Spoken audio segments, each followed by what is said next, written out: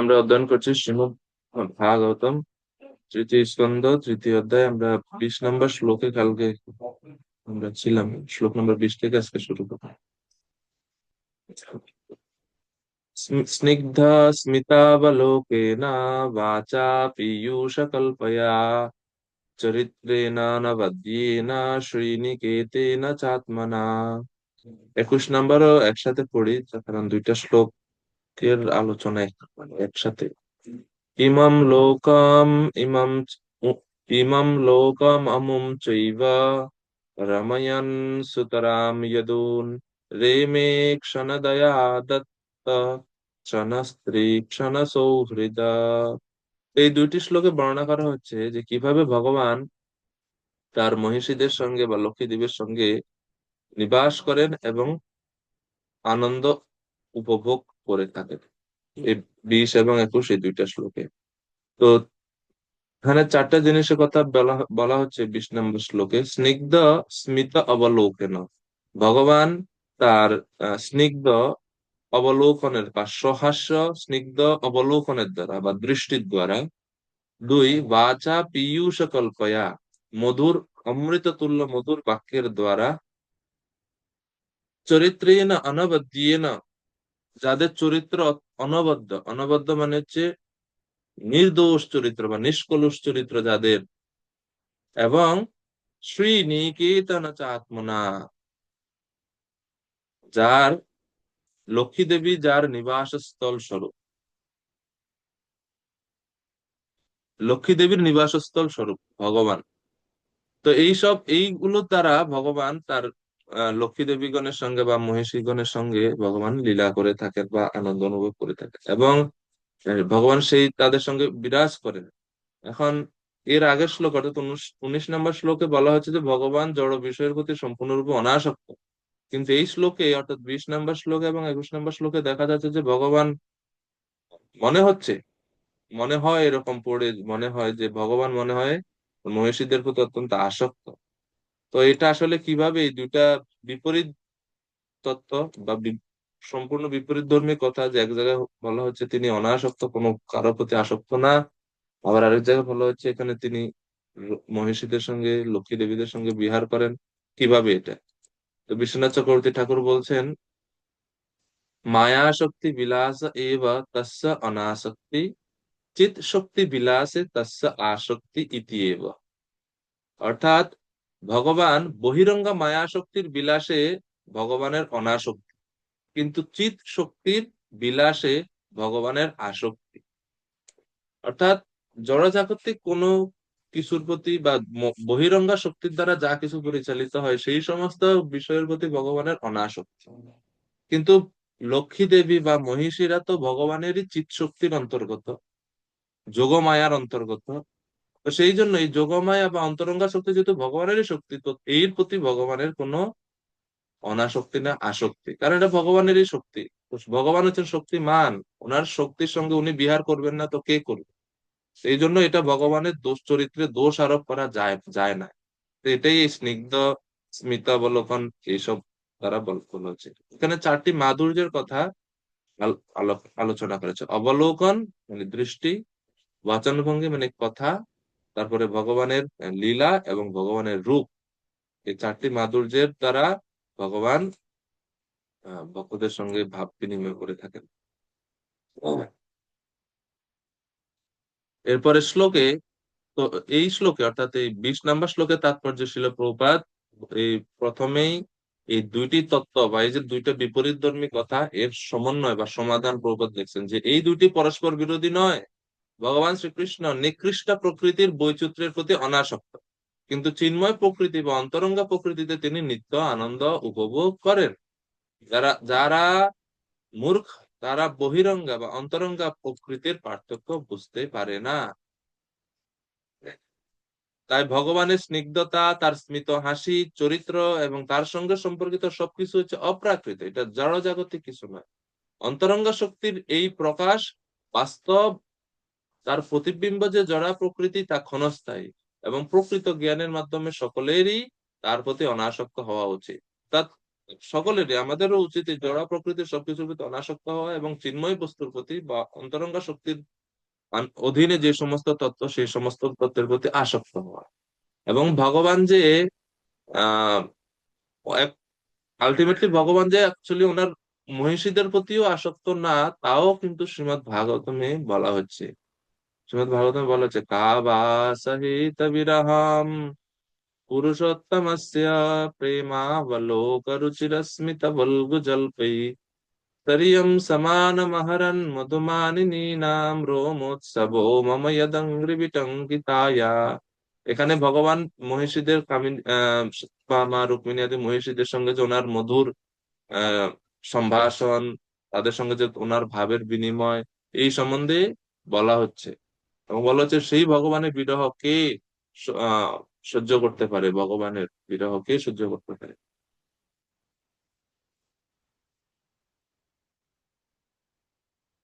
এরপরে 21 নম্বর শ্লোক। 21 নম্বর শ্লোকে বলা হচ্ছে ভগবান শ্রীকৃষ্ণ এই পৃথিবীতে এবং অন্যান্য লোকে, বিশেষ করে যাদবদের সঙ্গে তার লীলা সমূহ উপভোগ করেছিলেন। রাত্রের অবসর সময়ে তিনি তার পত্নীদের সঙ্গে সৌহার্দ্যপূর্ণ দাম্পত্য প্রেম উপভোগ করেছিলেন। তো অ্যাগেইন প্রভুপাদ বলছেন যে ভগবানের এই আসক্তি তার অন্তরঙ্গা শক্তির প্রকাশ, এটা জড় নয়।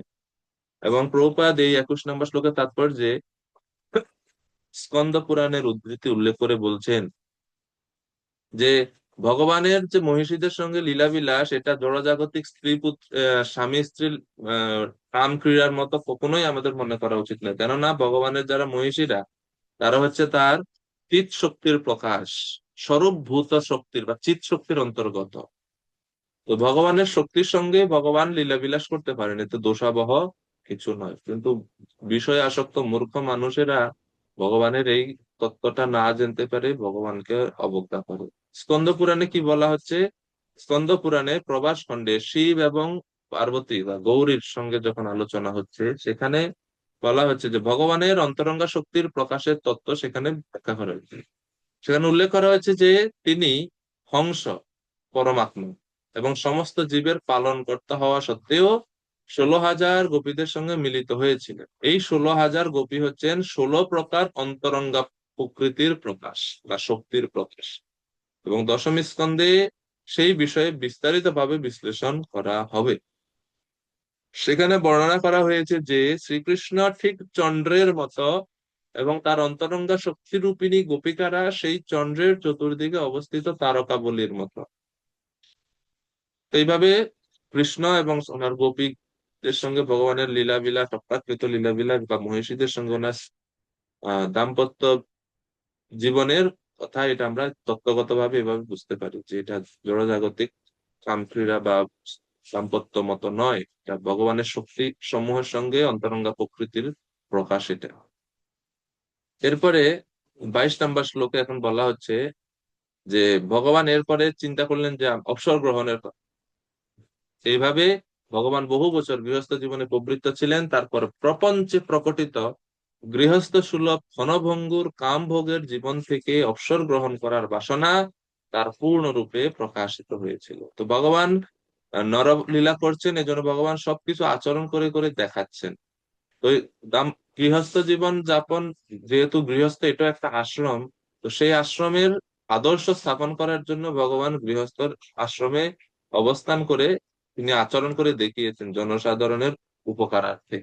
এখন শুধুমাত্র আশ্রমে, গৃহস্থ আশ্রমে থাকলেই তো হবে না, জীবনের অন্তিম সময়ে সেখান থেকে বিশ্রাম গ্রহণ করতে হবে বা অবসর গ্রহণ করতে হবে। তো সেটাও ভগবান এখন আচরণ করে দেখাচ্ছেন 22 নম্বর শ্লোকে। যেন বলা আছে গৃহ মেদেশু যোগেশু বিরাগ সমজায়ত। গৃহ মেদি কাদেরকে বলা হয়?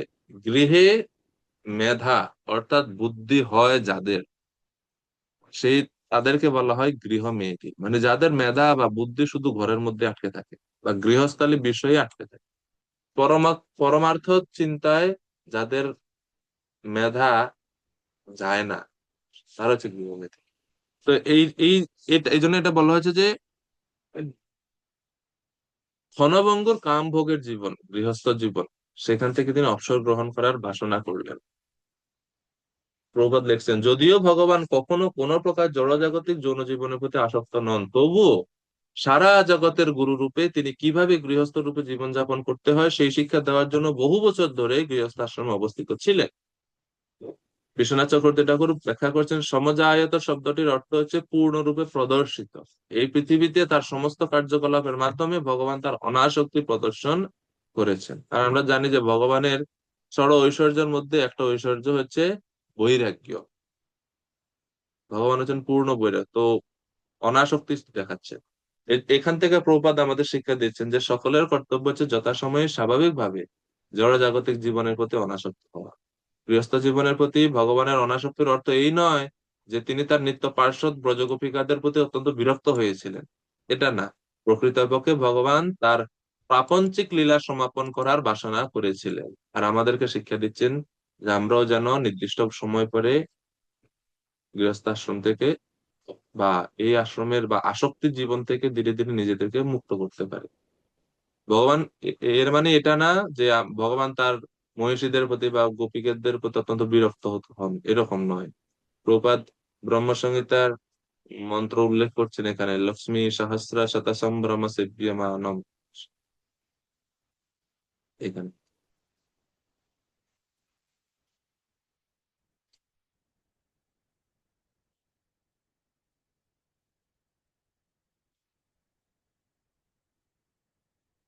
এরপরে শ্লোক নম্বর 23।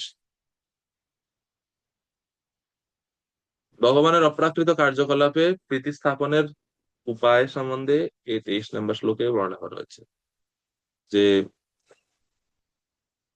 দৈবাদিনেষু কামেষু দৈবাধিনা স্বয়ং পুমান কো বিশ্রম্ভেত যোগেন যোগেশ্বরম অনুব্রতঃ। রসরাজ প্রভু কৃপা করে অনুবাদ করবে 23 নম্বর শ্লোকে।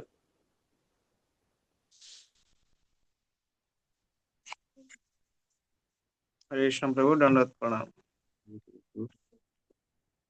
প্রত্যেক জীব দৈব কর্তৃক নিয়ন্ত্রিত এবং তার ফলে তার ইন্দ্রিয় সুখ ভোগও সেই দৈবের অধীন। তাই ভক্তি যোগে ভগবানের সেবা করার মাধ্যমে যারা ভগবানের ভক্ত হতে পেরেছেন, তারা ছাড়া অন্য কারো পক্ষে ভগবান শ্রীকৃষ্ণের অপ্রাকৃত ইন্দ্রিয়ের কার্যকলাপে শ্রদ্ধা বা প্রীতি স্থাপন করা সম্ভব নয়। হরে কৃষ্ণ। বদ্ধ জীবের বা এখানে লেখা আছে প্রত্যেক জীব আমরা সবাই দৈব কর্তৃক নিয়ন্ত্রিত হয়, দৈব অধীনে এসো। আমাদের প্রত্যেকটা কার্যকলাপ ভগবানের অনুমোদন ছাড়া কোনো কিছু আমরা করতে পারি না, সবকিছু আমরা দৈবের অধীন। এই জন্য ইন্দ্রিয় সুখ ভোগ যেটা জীব করে বা করার ইচ্ছা করে সেটাও দৈবের অধীন, কিন্তু ভগবান এই ক্ষেত্রে স্বাধীন। উনি ওনার ইচ্ছা মতো তার অন্তরঙ্গ শক্তি সমূহের সঙ্গে লীলাবিলাস করতে পারে, কিন্তু জীব পারে না। তো এই জন্য শ্লোকে বলছে যে যদি কেউ ভগবানের এই অপ্রাকৃত ইন্দ্রিয়ের কার্যকলাপ বুঝতে চায় তাহলে তাকে শ্রদ্ধা সহকারে ভক্তি যোগে যুক্ত হতে হবে, ভগবানের সেবা করতে হবে। তার মাধ্যমেই তিনি এই ভগবানের যে যে চিন্ময় কার্যাবলী সেটা তিনি বুঝতে পারবেন, না হলে বিভ্রান্ত হবেন এবং কৃষ্ণের উপরে শ্রদ্ধা আরো নষ্ট হবে, ভগবানের উপরে ভক্তি আরো নষ্ট হবে, বুঝতে পারবে না তখন ভগবানের এই কার্যকলাপ। তো শিল প্রভুপাদ তাৎপর্যের বিষয় ব্যাখ্যা করছেন যে দৈব অধীন জীবের পক্ষে দৈব অধীশ ভগবানকে জানার কি উপায়। প্রভুপাদ লিখছেন যে গীতায় ভগবান বলছেন যে ভগবানের জন্মকর্ম হচ্ছে জড় না চিন্ময়? চিন্ময়। চিন্ময়। জন্ম কর্ম চ মে দিব্যম এবং ইয়ো বেত্তি তত্ত্বতঃ। ভগবানের জন্মকর্ম হচ্ছে দিব্য। তো এই দিব্য জন্মকর্ম যারা জানতে পারে তারা মুক্ত হয়, গীতায় ভগবান বলছে। ওখানে এই দিব্য কর্ম জন্মকর্ম আমরা কিভাবে বুঝতে পারবো? প্রভুপাদ লিখছেন যে যারা নিজেরাই দৈবী মায়া কর্তৃক নিয়ন্ত্রিত তারা কখনো বিশ্বাস করতে পারে না যে ইন্দ্রিয় সুখ ভোগের ব্যাপারে শ্রীকৃষ্ণ কারো দ্বারা নিয়ন্ত্রিত হন না, এটা বিশ্বাস করতে পারে না।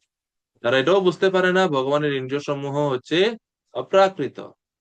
ব্রহ্মসংহিতা বর্ণনা করা হয়েছে যে ভগবানের ইন্দ্রিয় সমূহ সর্বশক্তিমান, অর্থাৎ তিনি যে কোনো ইন্দ্রিয়ের দ্বারা অন্য সমস্ত ইন্দ্রিয় কার্য সম্পাদন করতে পারে। তো এই ভগবানের ইন্দ্রিয়, ভগবানের তো জড় বলতে কিছুই নাই, তাহলে ভগবান যখন তার মহিষীদের সঙ্গে বা গোপিকাদের সঙ্গে লীলা বিলাস করেন, সেখানে জড় ভাবের প্রশ্ন আসে কোথা থেকে? যার ইন্দ্রিয় সমূহই হচ্ছে চিন্ময়।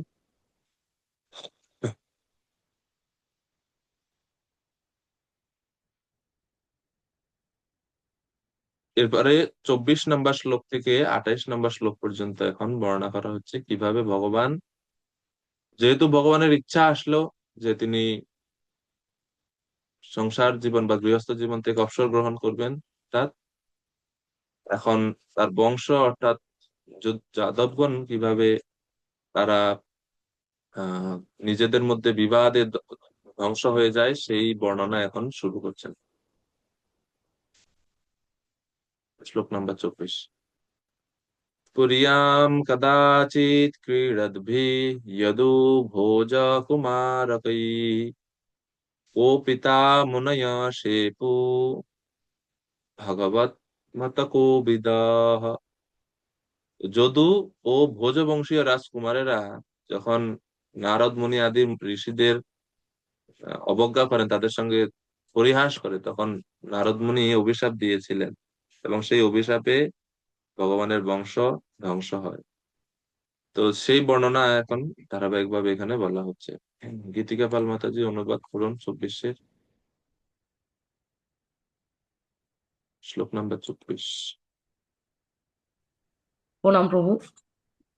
এক সময় যদু ও ভোজবংশীয় রাজকুমারেরা খেলা করতে করতে মুনিদের ক্রোধ উৎপাদন করেছিলেন, এবং তার ফলে ভগবানের ইচ্ছা অনুসারে সেই মুনিগণ তাদের অভিশাপ দিয়েছিলেন। হরে কৃষ্ণ। সবচেয়ে গুরুত্বপূর্ণ হচ্ছে মুনি ঋষিরা কেন ভগবানের বংশধরদের অভিশাপ দিলেন। মূল বিষয় এখানে লেখা আছে ভগবান মত কোবিদ। ভগবানের ভগবান ইচ্ছা মত অনুসারে। কোবিদ মানে হচ্ছে এই ঋষিরা জানতেন what was the intention of the Lord, ভগবানের ইচ্ছাটা কি ছিল। অর্থাৎ ভগবান যে ইচ্ছা করছেন যে আমি জড় জগতে আমার এই প্রকট লীলা শেষ করতে চাই, সেটা মুনি ঋষিরা বুঝতে পারছেন। আর এই জন্য তারা যেহেতু অভিশাপ দিয়েছেন ভগবানের ইচ্ছা জেনে বা ভগবানের মনোভাব বুঝতে পারে, এই জন্য তারা অভিশাপ দেওয়াতে এটাতে মুনিদের কোনো দোষারোপ বা মুনিদের কোনো দোষ বা তাদেরকে দায়ী করা যায় না। এখানে বিশ্বনাথ চক্রবর্তী ঠাকুর পরিষ্কার লিখছেন যে thus they had no fault in cursing, তারা যে অভিশাপ দিয়েছেন এতে কোনো দোষ কিছু নাই। কেন? তার ভাগবত মতঃ কোবিদ, ভগবানের ইচ্ছা আছে। অভিপ্রায় ওনারা খুব ভালোভাবে বুঝতে পারেছেন। নারদ মুনি ভগবানের মত বুঝতে পারেন, এজন্য তাদের কোনো দোষ নাই। ভগবানেরও এই যে এই যে অভিপ্রায় হলো কিভাবে মুনিরা তাদেরকে অভিশাপ দিল, এখানে তো জাস্ট এক শ্লোকে বলে দিয়েছেন। একাদশ স্কন্ধে এর বিস্তারিত কয়েকটা অধ্যায় জুড়ে এর বর্ণনা আছে কিভাবে শাম্ব সেই আহ, জনকে স্ত্রী রূপ সাজিয়ে নিয়ে আসে, বলে তার গর্ভে ছেলে হবে না মেয়ে হবে। জানেন আপনারা সবাই কাহিনী মোটামুটি। তো ওইটাই এখানে সংক্ষেপে এক শ্লোকে বলা হচ্ছে। তো মূল বিষয় হচ্ছে ভগবানের ইচ্ছা অনুসারে তার বংশ বা তাদের মধ্যে বিবাদ হয়েছিল, তারা পরস্পর পরস্পরকে নিহত করেছিলেন। এটা ভগবানের ইচ্ছে হয়েছিল। তারা জড়জাগতিক বদ্ধজীবের মতো না যে একজন আরেকজনকে মারামারি করছে কাম ক্রোধের দ্বারা বশীভূত, এরকম নয়। প্রভুপাদ তাৎপর্যে লিখছেন যে ভগবানের যারা পার্ষদ বা বংশধর ছিল তারা সাধারণ কেউ ছিল না, এবং এই জন্য তাদের পক্ষে কোনো মহাত্মা বা ঋষিকে অপমান করাও সম্ভব নয়। তাহলে ভগবানের বংশধররা যে ঋষিদেরকে অপমান করছেন এটাও ভগবানের ইচ্ছাই হয়েছে, কারণ একটা তো ঘটনা তো দরকার, একটা একটা কারণ তো দরকার। এইগুলো সবগুলো ভগবানের ইচ্ছাতে দ্বারাই বা ভগবানের ইচ্ছা বলতে অন্তরঙ্গ শক্তির দ্বারা সম্পাদিত হয়েছিল। এই যে তারা ঋষিদের অপমান করলেন, ঋষিরা ক্রোধান্বিত অভিশাপ দিল, এর পরবর্তীতে তারা সেই ময়ূরীয় রস পান করে তারা পরস্পরের প্রতি কাউকে পরস্পরকে চিনতে না পেরে প্রথমে কথা কাটাকাটি, এরপরে হাতাহাতি, এরপরে সেই এরকাদণ্ড দ্বারা পরস্পরকে আঘাত করে সবাই মারা গেলেন। সবগুলো হচ্ছে ভগবানের অন্তরঙ্গা শক্তির দ্বারা, এখানে বহিরঙ্গা শক্তির কোনো ভূমিকাই নাই।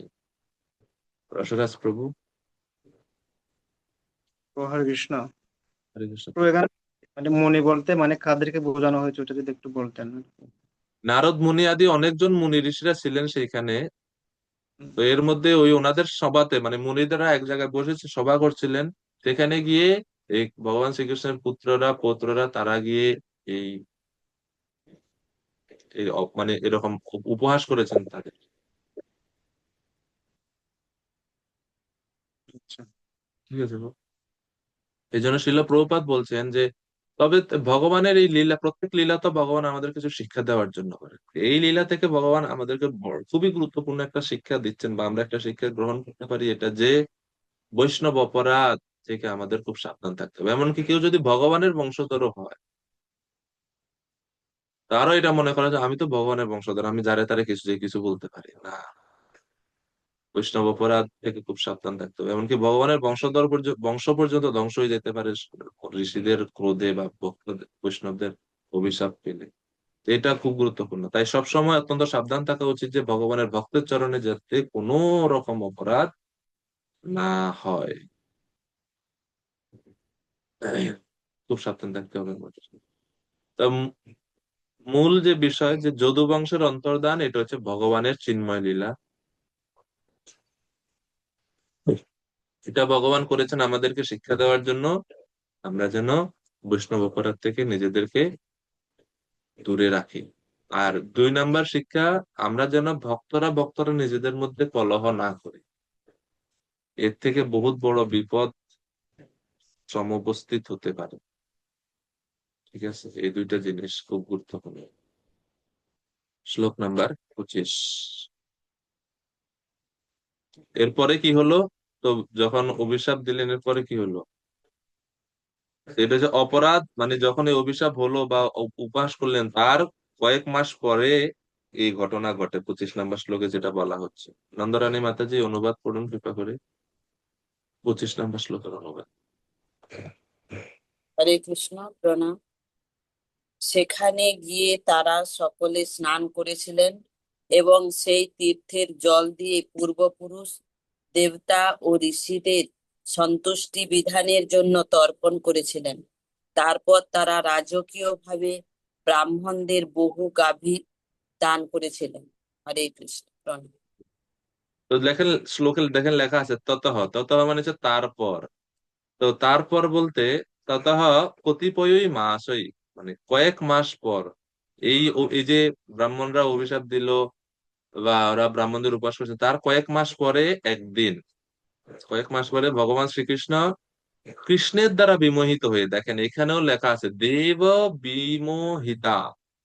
দেব বিমোহিতা মানে ভগবান শ্রীকৃষ্ণের দ্বারা তারা মোহিত হয়েছিল। এখন কৃষ্ণ তাদের কিভাবে মোহিত করছেন? বদ্ধজীবরাও মোহিত হয়, ভগবানের পার্ষদরাও মোহিত হচ্ছে, কিন্তু আমরা মোহিত হই বহিরঙ্গা জড়া প্রকৃতির মহামায়ার দ্বারা। ভগবান তাদেরকে মোহিত করছেন সরাসরি, এর মানে অন্তরঙ্গা যোগ শক্তির দ্বারা ভগবান তাদের মোহিত করছেন। মোহিত করার ফলে কি হলো? বৃষ্ণি প্রভৃতি তারা প্রবাস তীর্থে গমন করেন।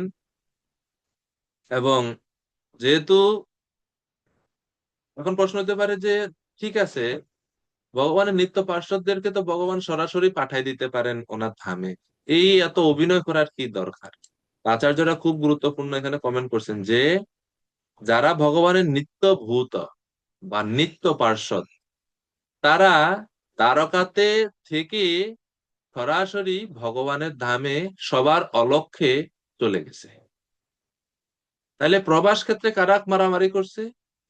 ওই যে ভগবানের দ্বারকাবাসী অর্থাৎ পার্ষদ যারা ছিলেন, বিষ্ণু বংশ ভোজ বংশে যারা ছিলেন, যদু বংশের, তাদের সকলের দেহের মধ্যে দেবতা অংশ ছিল। বিভিন্ন দেবতারাও সেই ভগবানের নিত্য পার্ষদদের সাথে থেকে ভগবানের লীলা বিলাসে সহযোগিতা করেছে। অর্থাৎ একই শরীরে একাধিক ব্যক্তিত্ব ছিল, মানে 2জন করে ছিল। তো যেটা নিত্য পার্ষদ, ভগবানের নিত্য পার্ষদ অংশ, সেটা ওই দ্বারকা থেকেই জড় জগতের সমস্ত মানুষের অলক্ষ্যে তারা ভগবানের ধামে ফিরে গেছেন।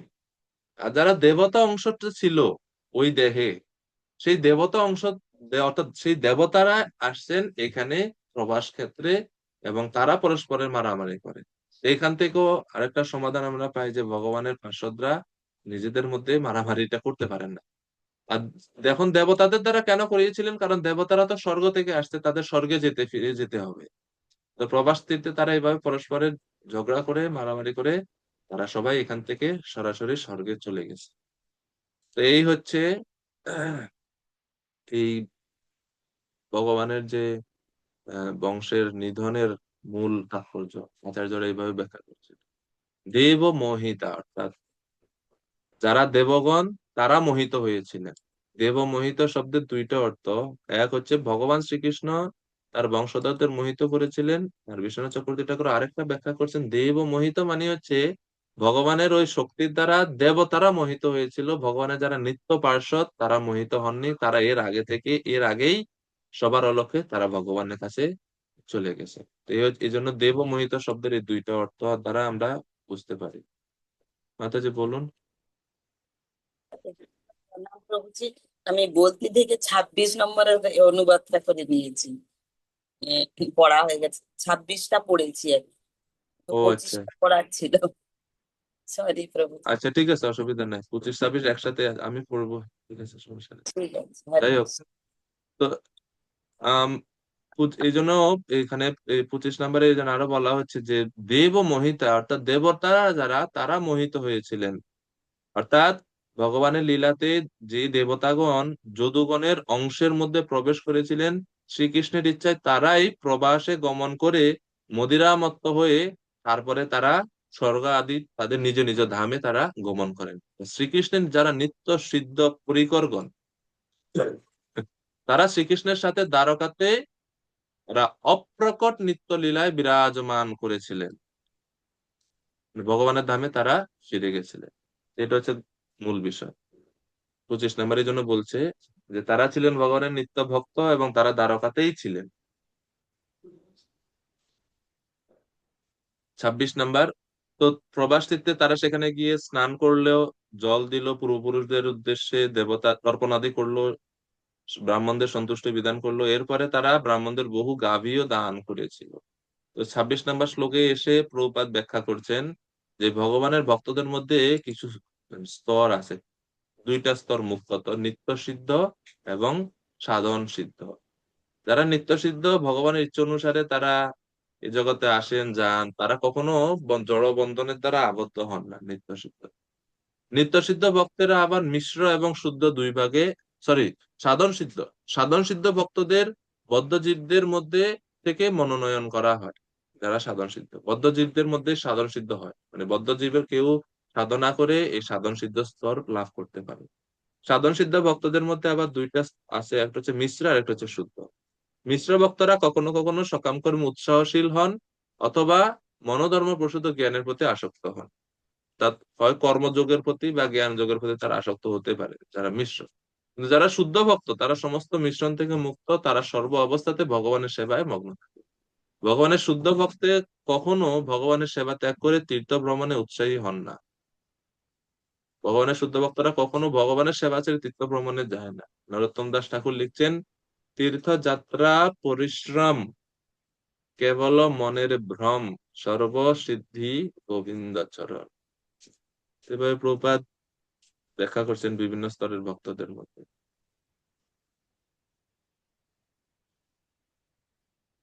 এখন প্রশ্ন হচ্ছে, তাইলে আমরা তীর্থ যাব না আর? মানে মানে তীর্থ যাওয়া বন্ধ, মায়াপুর নবদ্বীপ বৃন্দাবন আর কোনো পরিক্রমায় কোনো কিছু যাওয়া দরকার নাই, বসে বসে ভগবানের আরাধনা করো। এই সিদ্ধান্তটা কার জন্য, যে তীর্থযাত্রা পরিশ্রম কেবল মনের ভ্রম? আমরা যারা নবীন ভক্ত আছে, আমরা এটা হয়তো পালন নাও, মানে হয়তো আমরা মানতে পারছি না। তো বিষয় হচ্ছে, দেখেন, এই সম্বন্ধে শাস্ত্রে সব সব রকমের উক্তি আছে। আবার সেই একই শাস্ত্রে আমরা নরোত্তম দাস ঠাকুর এটা লিখছেন, আবার আরেকটা ভজনে আছে আমরা জানি যে গৌর আমার যে সকল স্থান হেরিল ভ্রমণ রঙ্গে, সে সব স্থান হেরিব আমি প্রণয়ে ভক্তি সঙ্গে। মহাপ্রভু যে যে স্থানে লীলাবিলাস করেছেন, আমি আমার আহ, স্বজাতীয় ভক্তদের সঙ্গে থেকে, ভক্ত সঙ্গে থেকে সেই সমস্ত স্থান আমি ভ্রমণ করব। তো এটাও তো আচার্যদেরই লেখা। তাহলে এখন কোনটা করব? একজনে বলছে যাওয়ার দরকার নেই, আরেকজন বলছেন যাওয়া উচিত, যাব আমরা।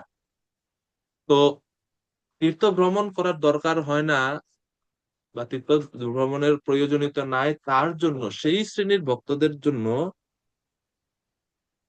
তিনি এই সিদ্ধান্ত সকলের জন্য নয়, যে শুদ্ধ ভক্ত ভগবানের প্রেমময়ী সেবার ফলে সম্পূর্ণ তৃপ্ত হয়ে গেছে তার জন্য এটা প্রযোজ্য, তার আর কোনো তীর্থস্থানে ভ্রমণের প্রয়োজন হয় না। কিন্তু যারা আমরা ততটা উন্নত নয়, আমাদের তীর্থ ভ্রমণে যাওয়া উচিত চিত্তশুদ্ধির জন্য, আমাদের অনর্থ গুলো থেকে দূর হওয়ার জন্য, আরো বেশি করে ভক্তিতে প্রগতি সাধনের জন্য আচার অনুষ্ঠান আদি করা উচিত আমাদের। তো হচ্ছে যিনি কৃষ্ণ ঐক্য শরণ হয়ে গেছেন পূর্ণরূপে, কৃষ্ণ শরণাগত, কৃষ্ণ সেবা করে উনি পূর্ণ তৃপ্ত, ওনার আর অন্য কোনো কিছুর দিকে মনই যায় না। সেই ভক্তদের জন্য এই সিদ্ধান্ত প্রভুপাদ। এরপরে সেই ভগবানের বংশধররা তারা আরো 27 নম্বর শ্লোকে বর্ণনা করা হচ্ছে যে তারা ব্রাহ্মণদের কেবল সুপুষ্ট গাভী দান করা হয়নি, তাদের স্বর্ণ মুদ্রা, রজত, তারপরে শয্যা, বস্ত্র, মৃগচর্ম, কম্বল, রথ, হাতি, ঘোড়া, কন্যা এবং জীবিকা নির্বাহের জন্য পর্যাপ্ত ভূমিও দান করেছিলেন। আর কি কি দান করলেন তার লিস্ট এখানে দেওয়া আছে।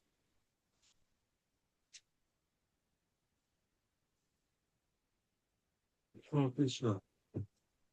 এরপরে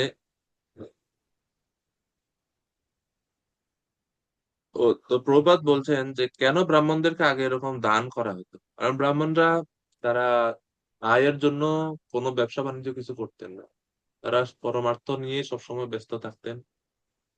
তারা শাস্ত্রের সিদ্ধান্ত গুলোকে নিজেরা অধ্যয়ন করে বের করতেন, সেই শিক্ষা জনসাধারণের মধ্যে প্রচার করতেন এবং রাজ্যের মঙ্গলের জন্য তারা সবসময় সচেষ্ট থাকতেন, রাজাকে সঠিক দিক নির্দেশনা প্রদান করতেন। এই জন্য রাজা তাদের ভরণ পোষণের সমস্ত দায় দায়িত্ব গ্রহণ করতেন। এই জন্য ব্রাহ্মণদেরকে দান করার বিধান বৈদিক শাস্ত্রে দেওয়া আছে। তো এই সমস্ত জিনিসগুলো তারা দান করেছিলেন সেখানে। প্রভুপাদ তাৎপর্যে বৈদিক সমাজ ব্যবস্থার কথা তুলে ধরছেন। ব্রাহ্মণেরা দেখতেন সমাজে পারমার্থিক উন্নতি করা যায় কিভাবে, ক্ষত্রিয়রা দেখতেন সমাজের উন্নতি এবং সকলের সুরক্ষা কিভাবে দেওয়া যায়, এবং এইভাবে খুব সুন্দরভাবে সমাজ ব্যবস্থা সম্পন্ন হতো। মাতাজি বলুন।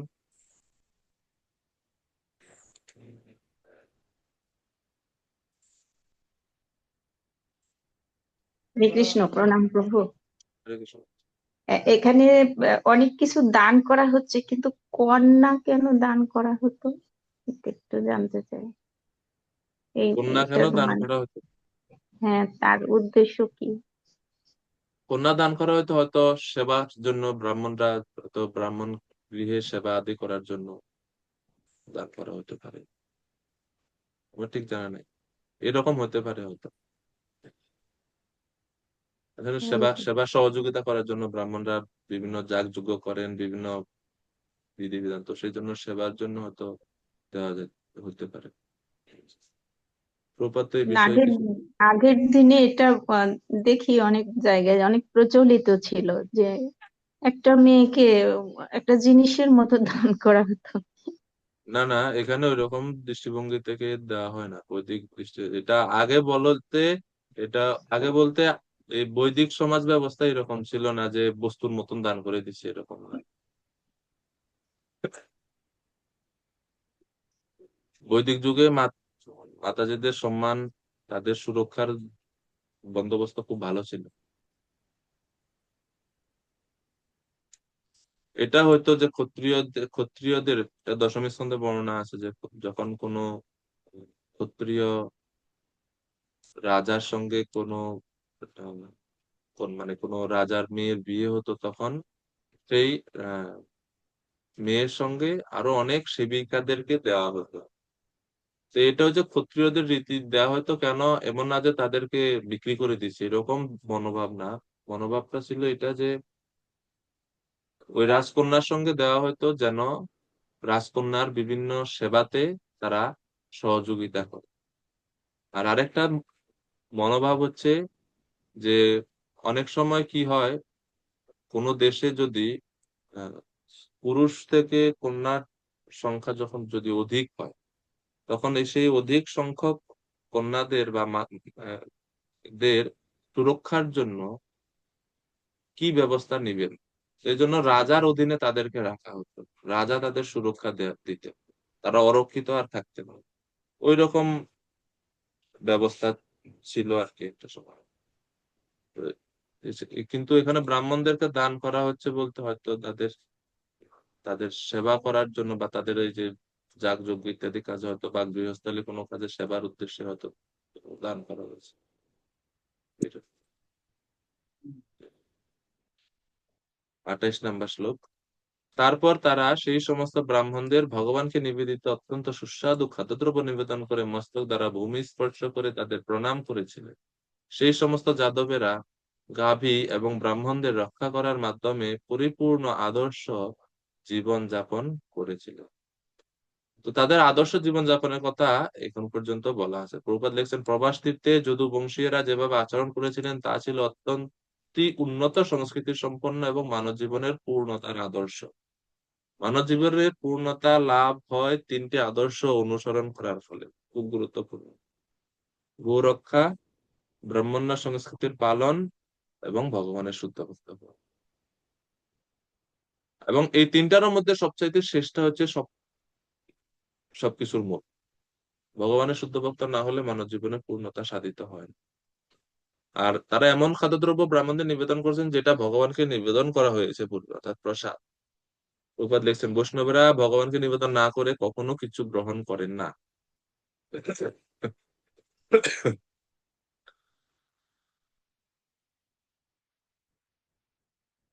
এবং সেই সমস্ত খাদ্যদ্রব্য অত্যন্ত সুস্বাদু ছিল এবং সাত্ত্বিক ছিল। রজতম গুণের কোন দ্রব্য তারা ব্রাহ্মণ বা ব্রাহ্মণদেরকে সেখানে তারা দান করেননি। তো এইভাবে তাদের দানের কথা দিয়ে এই অধ্যায়, তৃতীয় অধ্যায় এখানেই সমাপ্ত হয়ে গেল। এরপরে চতুর্থ অধ্যায়ের শুরুতে আমরা দেখব কিভাবে এর পরবর্তীতে, অর্থাৎ ওই মানে আগের অধ্যায়ের এই এই যে যদু বংশের যে অন্তর্ধানের বর্ণনা এই চতুর্থ অধ্যায়েও কন্টিনিউ হচ্ছে। তো ব্রেক নাই, এখানে কন্টিনিউ চলছে বর্ণনাটা। তো এই জন্য আমরা চতুর্থ অধ্যায়ে মোট শ্লোক রয়েছে 36টি। এই চতুর্থ অধ্যায়ের এই অধ্যায়কে আমরা অধ্যায় বিভাজনে আমরা দেখতে পাই যে প্রথমে 1 থেকে 3 নম্বর শ্লোকে ভগবান শ্রীকৃষ্ণের ইচ্ছায় যদু বংশের অন্তর্ধানের বর্ণনা হয়েছে। মানে আরো এই প্রথম 3টা শ্লোকেও সেই বর্ণনা দেওয়া হয়েছে। আগের অধ্যায়ে তো জাস্ট আমরা দেখলাম যে দান করছেন ব্রাহ্মণদেরকে, মারামারির কথা নাই, মারামারির কথা পরের অধ্যায়ে, চতুর্থ অধ্যায়ে।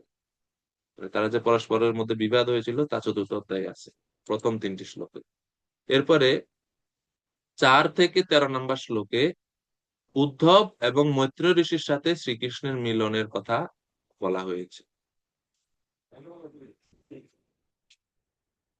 এরপরে শ্লোক নাম্বার 14 থেকে 18 পর্যন্ত এই শ্লোকগুলোতে বর্ণনা করা হচ্ছে ভারাক্রান্ত উদ্ধবের ভগবানের প্রতি প্রার্থনা নিবেদন এবং তার মহিমা কীর্তন। অর্থাৎ ভগবান উদ্ধবজি যখন শুনছেন যে ভগবান অন্তর্ধান করবেন, ভগবান চলে যাবেন, তো সেটা শুনে ভগবত বিরহে ভারাক্রান্ত চিত্ত হয়ে পড়লেন এবং ভগবানের কাছে তিনি প্রার্থনা নিবেদন করছেন এবং ভগবানের মহিমা কীর্তন করেছেন তিনি। 14 থেকে 18 পর্যন্ত এর বর্ণনা রয়েছে। এরপরে শ্লোক নাম্বার 19 থেকে 22 পর্যন্ত বর্ণনা করা হচ্ছে ভগবানের কাছে থেকে উদ্ধবজি উপদেশ শ্রবণ করে সেটা বদ্রিক আশ্রমে, তিনি ঋষিদের কাছে সেই জ্ঞান দেওয়ার জন্য সেখানে বদ্রিক আশ্রমে গমন করে উদ্ধবজি। শ্লোক নাম্বার 23 থেকে 27 বর্ণনা করা হচ্ছে উদ্ধবের কাছে বিদুরের আধ্যাত্মিক জ্ঞান অন্বেষণ। বিদুর তখন বলছেন, যেহেতু ভগবান আপনার কাছে বৈদিক তত্ত্বজ্ঞান রেখে গেছেন, তো কৃপা করে আপনি সেই জ্ঞান আমাকে প্রদান করুন। তো এইভাবে বিদুর উদ্ধবের কাছে প্রশ্ন বা আধ্যাত্মিক জিজ্ঞাসা করেন। এরপরে 28 থেকে 32 নম্বর শ্লোকে বর্ণনা করা হচ্ছে ভগবানের অন্তর্ধানের পর উদ্ধবের বিশেষ ভূমিকা পালন। অর্থাৎ ভগবান যখন অন্তর্ধান করেন এরপর উদ্ধব কি কি গুরুত্বপূর্ণ ভূমিকা রাখলেন সেখানে। সবাই তো চলে গেছেন ভগবানের অন্তর্ধানের আগেই, ভগবানের বংশধরা, কিন্তু উদ্ধবকে ভগবান যেতে দেননি, রেখে গেছেন সেবার জন্য। তো কি কি করলেন তা 28 থেকে 32 নম্বর শ্লোকে দেওয়া আছে। এরপরে শ্লোক 33 থেকে 36 উদ্ধব কর্তৃক বিদুরকে প্রবদান ও পরবর্তী যাত্রা। প্রবদান বলতে কৃষ্ণের শেষ বিদায়ের কথা শ্রবণ করে, উদ্ধবের নিকট থেকে শ্রবণ করে বিদুর এবং উদ্ধব দুইজনই তারা বিরহে ভগবত বিরহে রোদন করলেন। এরপরে উদ্ধবজি বিদুরকে সান্ত্বনা প্রদান করেন, সান্ত্বনা প্রদান করে এর উপদেশ আর দেননি, তিনি বিদুরকে পাঠাই দিয়েছেন মৈত্র ঋষির কাছে, যে গঙ্গার তীরে মৈত্র ঋষি আছে, সেখানে আপনি গমন করুন। এরপরে উনি ওনার গন্তব্যের দিকে রওনা করলেন। তো এই হচ্ছে মোট আহ, পুরো অধ্যায়ের মূল বিষয়। এবং এই মৈত্রেয় বিদুর সংবাদের সূত্রপাত এখন এই অধ্যায় থেকেই হচ্ছে। তো উদ্ধবের কথা মতো বিদুর এখন মৈত্র ঋষির সন্ধানে যাবেন, মৈত্র ঋষির সাথে দেখা করে তাকে তিনি বিভিন্ন প্রশ্ন আদি করবেন। এবং এখানে খুব বৈষ্ণবীয় একটা খুব গুরুত্বপূর্ণ সিদ্ধান্ত আছে যে কেন বিদুরকে উদ্ধবজি সরাসরি জ্ঞান প্রদান করেননি, যদিও ভগবান তাকে জ্ঞান দিয়েছিলেন। করেননি এই কারণে, বয়সে তিনি ছিলেন অনেক বড়, এই জন্য। এবং তিনি চিন্তা করলেন এই সেম জ্ঞান তো আমিও জানি এবং মৈত্র ঋষিও জানে, তো এর থেকে ভালো আপনি মৈত্র ঋষির কাছ থেকে শ্রবণ করেন। তো অধ্যায় বিভাজনটা আপনাদের চ্যাট বক্সে দিয়েছি, আপনারা চাইলে এখান থেকে লিখতে পারেন, চ্যাট বক্সে দেওয়া হয়েছে। শ্লোক নাম্বার 1। উদ্ধব বাচা, তো উদ্ধবজি বর্ণনা করছেন, কন্টিনিউ। ব্রাহ্মণদেরকে দান টান করলেন, এরপরে কি হলো? अथ ते तदनुज्ञाता भुक्त्वा भुक्ता पीत्वा च वारुणीं तया बिभ्रंशितज्ञाना दूरक्तैर्मम पस्पृशुः।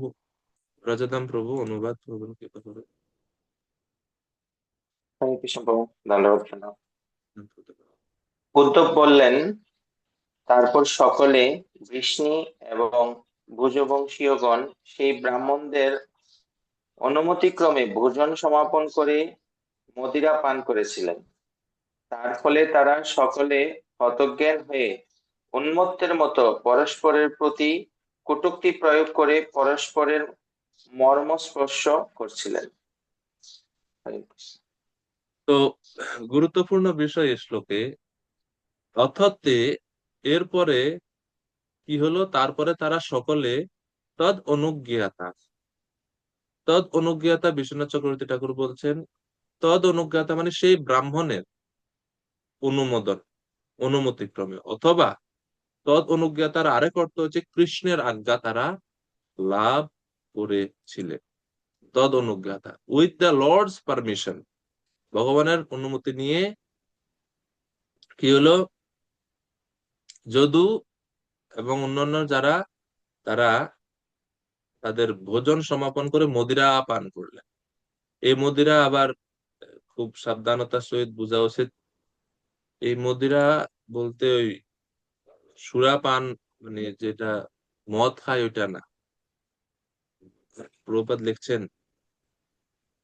কোন উৎসবে ব্রাহ্মণ এবং বৈষ্ণবদের প্রচুর পরিমাণে ভোজন করানোর পর অতিথিদের অনুমতি গ্রহণ করে আয়োজনকারীরা তাদের উচ্ছিষ্ট আহার করেন। তো ব্রাহ্মণদেরকে তো ওনারা ভোজন করাইছেন, দান দক্ষিণা দিয়েছেন, দেওয়ার পরে ব্রাহ্মণদের অনুমতি ক্রমে বা ভগবানের অনুমতি নিয়ে তারা ব্রাহ্মণদের অবশিষ্ট যে প্রসাদ বা ভুক্ত অবশিষ্ট ছিল সেটা তারা গ্রহণ করলেন, উচ্ছিষ্ট আহার করে। তো সেম তারাও, অর্থাৎ বৃষ্টিবংশী ভোজবংশীয়গণ, তারা ব্রাহ্মণদের অনুমতি নিয়ে সেই প্রসাদ গ্রহণ করলেন। এরপরে তারা কি করলেন? মদিরা পান করলেন। প্রপাত লিখছেন যে কোন কোন অনুষ্ঠানে ক্ষত্রিয়দের সুরা পান করার অনুমতি দেওয়া হয়েছে, তাই তারা অন্য থেকে উৎপন্ন এক প্রকার হালকা মদিরা পান করেছিল। আর এর ফলে তাদের তারা অত্যন্ত মদমত্ত হয়ে পড়ে, স্মৃতি হারিয়ে তারা পরস্পরের কটূক্তি মানে কর্কশ বাক্য, গালিগালাজ করতে শুরু করে। তো প্রভুপাদ লিখছেন এটা হচ্ছে নেশার ক্ষতিকর প্রভাব। নেশা আমাদের উন্মত্ত করে তোলে, পরস্পরের মধ্যে সম্পর্ক ভুলিয়ে দেয়, হিতাহিত জ্ঞান আমাদেরকে ভুলিয়ে দেয়, আত্মবিস্মৃত হয়ে পড়ে। এমনকি ভগবানের বংশধররাও এটা হয়ে গেছিল। এবং সবচেয়ে গুরুত্বপূর্ণ আমাদের খেয়াল রাখতে হবে যে সুরা বা মদিরা এখানে মূল কারণ না, মূল কারণটা কি? কৃষ্ণের ইচ্ছায় তা ঘটেছিল। সবকিছু হচ্ছে কৃষ্ণের ইচ্ছা। তো এই যে ভগবান মানে একজনের দ্বারা আরেকজনকে এভাবে এই এই ভগবান তার বংশকে যে বিনাশ করছেন, এটা কেন? 2 নম্বর শ্লোকে বলা হচ্ছে যে বাঁশের ঘর্ষণের ফলে যেমন বিনাশ সংঘটিত হয়, তেমনি সূর্য অস্ত গেলে সুরাপানে তাদের সকলের চিত্ত বিকৃত হয়েছিল এবং তাদের বিনাশ সাধন হয়েছিল। বাঁশে বাঁশে ঘর্ষণের সময় অনেক সময় ঘর্ষণ হতে হতে বাতাসে যখন বাঁশ নড়াচড়া করে, বাঁশের ঝাড়, বড় বড় ঝাড়ের কাছে দিয়ে গেলে দেখবেন যখন বাতাস বয় শব্দ শোনা যায়, ক্যাস ক্যাস মানে কে কে শব্দ শোনা যায়, একটা বাঁশের সঙ্গে আরেকটা বাঁশ যখন ঘর্ষণ হয় শব্দ হয়। অনেক সময় এই ঘর্ষণের ফলে আগুন ধরে যায়।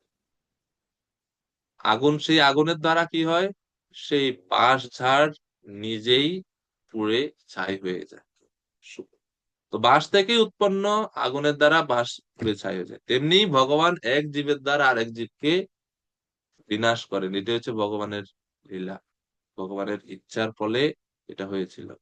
তো প্রভুপাদ লিখছেন, বনে যখন অগ্নির আবশ্যকতা হয় তখন ভগবানের ইচ্ছার প্রভাবে বাঁশের পরস্পরের সংঘর্ষে সেই আগুন উৎপন্ন হয়, তেমনি ভগবান শ্রীকৃষ্ণের ইচ্ছায় সমস্ত যদুবংশীয়রা আত্মবিনাশের প্রক্রিয়া দ্বারা বিনষ্ট হয়েছিল। ভগবান চেয়েছিলেন যে এইভাবে তাদের ধ্বংস হোক, এই জন্য এইভাবে হয়েছে। তাই তারা ভগবানের আজ্ঞা পালন করেছিলেন, যা তৎ অনুজ্ঞাত শব্দে সূচিত হয়েছে। অর্থাৎ ভগবানের ইচ্ছাতে এটা হয়েছে। তৎ অনুজ্ঞাত প্রথম শ্লোকের এটার অর্থ হচ্ছে ভগবানের অনুমোদন ক্রমে তারা এটা করেছিলেন। এরপরে যখন শেষ যদুবংশ বা প্রভাস ক্ষেত্রে তাদের বিনাশ হয়, এরপরে কৃষ্ণ কি করলেন? 3 নম্বর শ্লোকে বলা হয়েছে, ভগবান সাত্মা মায়া গতিম ত্বাম অবলোক্য সরস্বতীম উপস্পৃশ্য বৃক্ষ মূলম উপাবিশত। সুধামৃত প্রভু অনুবাদ করুন। হরে কৃষ্ণ। প্রণাম প্রভু। পরমেশ্বর ভগবান শ্রীকৃষ্ণ তার অন্তরঙ্গা শক্তির প্রভাবে তার বংশের গতি দর্শন করে সরস্বতী নদীর তীরে গিয়েছিলেন এবং আচমন করে একটি বৃক্ষের মূলে উপবেশন করেছিলেন। হরে এই কৃষ্ণ। শ্লোকটা খুব গুরুত্বপূর্ণ। কিভাবে ভগবানের নিত্য পার্শ্বদের বিনাশ হতে পারে? তো বলছে যে এই যে কার্যটা, এটা হচ্ছে ভগবানের স্ব আত্মমায়া। ভগবান এটা করছেন কিভাবে?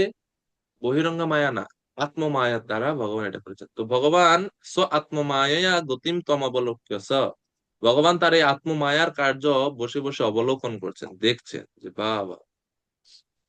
তো ভগবান তার আত্মমায়ার সেই গতি দর্শন করে সরস্বতী জলে আসমন পূর্বক একটি বৃক্ষের মূলে উপবেশন করেছিলেন। এটা বৃক্ষের গোড়ায় ভগবান, মানে বৃক্ষের হেলান দিয়ে ভগবান উপবেশন করেছেন এখানে।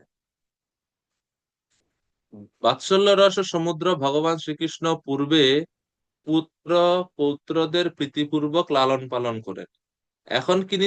এখন সেই ভগবানই কেন তাদেরকে বিনাশ করতে ইচ্ছা করলেন? তো ভগবান বলছেন এটা হচ্ছে তার মায়া, তার নিজ মায়ার গতি, মানে তার নিজের মায়ার দ্বারা এটা সম্পাদিত হয়েছিল। কিন্তু বহিরঙ্গা মানুষে সেটা বুঝতে না পেরে এর বিভিন্ন অন্য অর্থ তারা করে থাকে। তো শিল প্রভুপাদ তাৎপর্য বলছেন, ভগবানের উপস্থিতিতে তাদের কিভাবে বিনাশ সম্ভব তাই শ্লোকে বিশ্লেষণ করা হয়েছে। সবকিছুই সম্পাদিত হয়েছিল ভগবানের দ্বারা। ভগবানের এই লীলা তার বহিরঙ্গা শক্তি বা জড়া প্রকৃতির প্রকাশ নয়, তার অন্তরঙ্গা শক্তির এই প্রদর্শন নিত্য। এবং তাই কখনো মনে করা উচিত নয় যে আসবপানে উন্মত্ত হয়ে সাধারণ মানুষের মতো ভাতৃঘাতী যুদ্ধে যদু ও ভোজেরা নিহত হয়েছিল। জীব গোস্বামী তার টিকায় এই সমস্ত ঘটনাকে ইন্দ্রজালবৎ বলে বর্ণনা করেছে। ইন্দ্রজাল মানে হচ্ছে জাদুর মতো। অনেক সময় মানুষ ম্যাজিক দেখায় না, ম্যাজিকে কত কিছু দেখায়, কিন্তু অনেক সময় সবকিছু বাস্তব থাকে না। মনে হচ্ছে রুমাল একটা থেকে একটা কবুতর বের করে দিচ্ছে, রুমাল থেকে কবুতর বের করা যায় না। কিন্তু এটা ম্যাজিকে তারা তারা ট্রিক্স ব্যবহার করে। তো ভগবান এরকম ইন্দ্রজালবৎ বা এরকম ম্যাজিক মতো এই সবগুলা করছে, এটা অন্তরঙ্গা শক্তির দ্বারা হয়েছিল। এরপরে শ্লোক নাম্বার 4, 4 থেকে 13 নম্বর শ্লোকে বর্ণনা করা হচ্ছে যে কিভাবে উদ্ধব এবং মৈত্রেয় ঋষির সাথে ভগবান শ্রীকৃষ্ণের মিলন হয়। উদ্ধবজি এখন বলছেন কি, ওনার সঙ্গে এবং মৈত্রেয় ঋষির সঙ্গে যখন ভগবান এরকম বসেছিলেন একটা বৃক্ষের নিচে, তখন উদ্ধব এবং মৈত্রেয়ের সঙ্গে ভগবানের দেখা হয়। শ্লোক নাম্বার 4, অহম চ ভগবতা প্রপন্নার্তি হরে নঃ বদরিম তম প্রয়াহিতি স্বকুলম সমজিহীর্ষুনা। ভগবান শরণাগতের দুঃখ দুর্দশা হরণ করেন। এই জন্য ভগবানকে বলা হচ্ছে প্রপন্ন আরতি হরে নঃ। তিনি যারা ওনার প্রপন্ন বা শরণাগত, সেই শরণাগত ভক্তদের আরতি বা দুঃখ দুর্দশা হরণ করেন। 3 নম্বর শ্লোকের ক্ষেত্রে এখানে এই যে মৌসল লীলা বলা হচ্ছে, এটা ভগবান তার আত্মমায়ার দ্বারা করলেন। চৈতন্য চরিতামৃত গ্রন্থে মধ্যলীলা 23 অধ্যায়ে কৃষ্ণদাস কবিরাজ গোস্বামী বলছেন, মৌসল লীলা আর কৃষ্ণ অন্তর্ধান, কেশ অবতার আর বিরুদ্ধ ব্যাখ্যান, মহিষী হরণ আদি সব মায়াময়। ভাগবতমে এই যে লীলাগুলো, এগুলো সব মায়াময়। তো জীব গোস্বামী ওই ওই এই এই 3টি লীলা নিয়ে, বা এই মায়াময় হচ্ছে মায়িকী। মায়িকী মানে হচ্ছে এটা বাস্তবতা না, এগুলো আহ ভগবান তার মায়ার দ্বারা অন্তরঙ্গা শক্তির দ্বারা এগুলো সম্পাদন করেছিলেন। তো চৈতন্য চরিতামৃতে এখানে এটার উল্লেখ আছে। যাই হোক, তো 4 নম্বর শ্লোকে এখানে বলা হচ্ছে যে ভগবান তার ভক্তদের প্রপন্ন আরতি হর, শরণাগত ভক্তের দুঃখ দুর্দশা হরণ করেন। তাই তার নিজের বংশ ধ্বংস সাধন করার ইচ্ছা করে তিনি পূর্বেই আমাকে বদ্রিক আশ্রমে যেতে নির্দেশ দিয়েছিলেন। অর্থাৎ ভগবান তো জানেন যে এরকম হবে, তো এই জন্য তিনি আগেই উদ্ধবজিকে পাঠিয়ে দিয়েছেন বদ্রিক আশ্রমে। তো প্রভুপাদ লিখছেন, দ্বারকাতে অবস্থানকালে ভগবান উদ্ধবকে তার তিরোধান এবং যদুবংশ ধ্বংসজনিত কষ্ট এড়াবার উপদেশ দিয়েছিলেন। তিনি তাকে বদ্রিক আশ্রমে যাওয়ার পরামর্শ দিয়েছিলেন, কেননা সেখানে তিনি নরনারায়ণের ভক্তদের সঙ্গ লাভ করতে পারবেন এবং তাদের সঙ্গে ভক্তিমূলক সেবার মাধ্যমে শ্রবণ কীর্তন, জ্ঞান ও বৈরাগ্যের প্রতি তার আসক্তি বৃদ্ধি করতে পারবেন। এই জন্য তিনি উদ্ধবজিকে আগে পাঠিয়ে দিয়েছেন। এরপরে 5 নম্বর শ্লোক।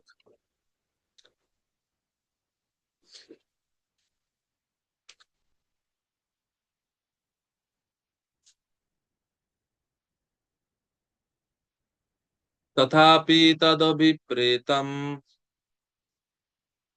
জাননাহম অরিন্দমম পৃষ্ঠতো অনুগমম ভর্তু পাদ বিশ্লেষণক্ষমাঃ।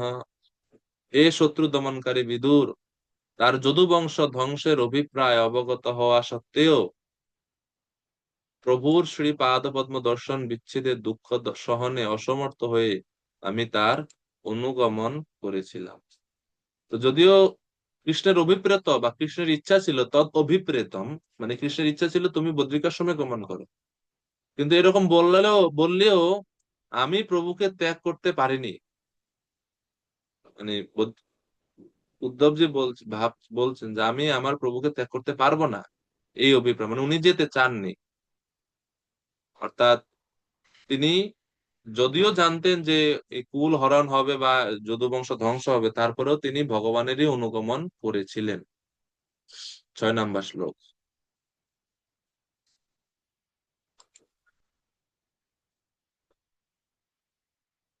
গোপারানী মাতাজি কৃপা করে অনুবাদ করুন 6 নম্বর শ্লোকের।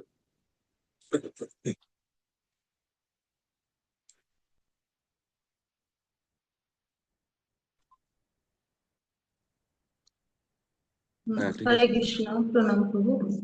এইভাবে তাকে অনুসরণ করে আমার সংগ্রহ এবং প্রভু ভগবান শ্রীকৃষ্ণকে সরস্বতী তীরে গভীর ধ্যানে মগ্ন হয়ে তাকে উপবিষ্ট অবস্থায় আমি দর্শন করেছিলাম।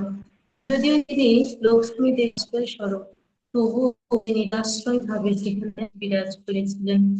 হরে কৃষ্ণ। তো সরস্বতী নদীর তীরে ভগবান শ্রীকৃষ্ণ একাকী, নিরাশ্রয় এবং গভীর চিন্তামগ্ন রূপে বসেছিলেন এবং এইভাবে উদ্ধবজি কৃষ্ণকে দর্শন করেছে।